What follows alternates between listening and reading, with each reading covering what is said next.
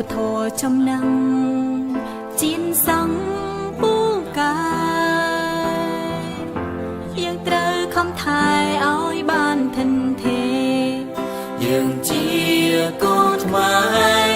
រួមគ្នាថែមរតកដូនតាជាតិយើងថ្លៃថ្លាដោយសារយើងចេះសាមគ្គីគ្នារួនដៃគ្នាឡើងមិនអើយ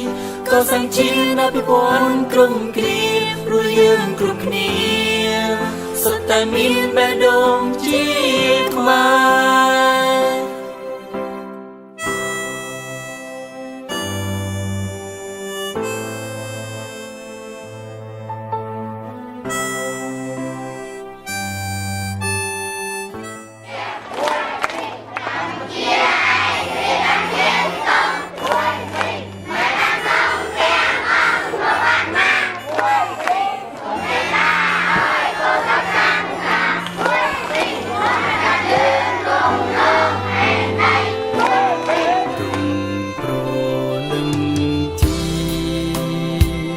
សន្ធឹងលើវេហា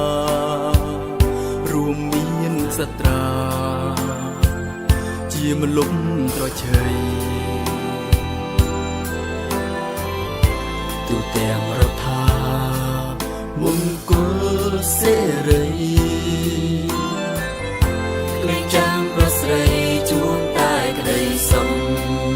យើងជាកូន